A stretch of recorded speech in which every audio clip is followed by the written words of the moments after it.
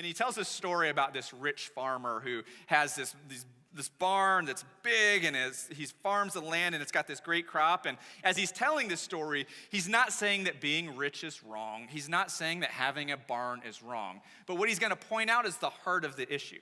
And he says there's this rich farmer who he's farming the land, and this particular year, his crops are over in abundance what they normally are. And then the farmer is in this pickle where he doesn't know what to do with the abundance. And then Jesus says this is what the man was thinking in his heart. He says, he thought to himself, what shall I do? For I have nowhere to store my crops.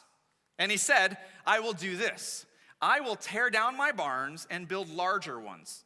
And there I will store my grain and my goods. And Jesus says this man, he gets this plan where, well, if I don't have a big enough barn, what I'll do is I'll tear that down and build a little bit bigger one so I can store it in there. And that sounds to some of us like, yeah, that seems like a legitimate business plan. And for some of us, we kind of sense, oh, he probably shouldn't build bigger ones, just be content. And Jesus isn't just dealing with the finances of the situation. The problem that this guy is facing that Jesus is pointing out isn't the barns, it isn't the crops, it isn't his richness. The problem that Jesus is pointing out is what's happening on the inside of him. Let me show you a different version of this. I'm gonna highlight a few words, and let me know if something sticks out to you about this man's heart. Let me read it again. He thought to himself, what shall I do? For I have nowhere to store my crops. And he said, I will do this. I will tear down my barns, build larger ones, and there I will store all my grain and my goods. Anything stick out to you about this man's heart? Let me tell you what it is. Greed has captured his heart and taken over. Greed has turned his eyes from the world onto himself, and all he can think about is himself. He's not thinking about anything else. Jesus isn't talking about the finances of the situation. Jesus is talking about the heart of this situation. And so Jesus says this is God's response. God says this to him. Fool, this night your soul is required of you.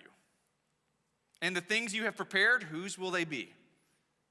So is the one who lays up treasures for himself and is not rich towards God.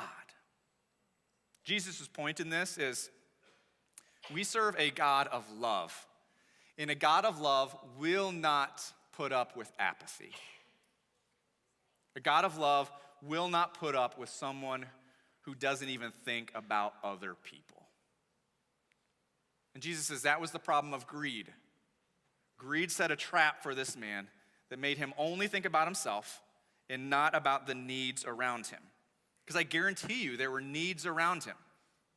There were needs that were not being met, and maybe God blessed this man to take care of other people, but he experienced apathy and not generosity. And I want you to know something. The opposite of love, if God is a God of love, the opposite of love is not hate. The opposite of love is apathy. See, at least hate is an emotion towards someone else. But apathy says, I'm not even gonna think about you. You don't even cross my mind. And that's what made God upset in this moment.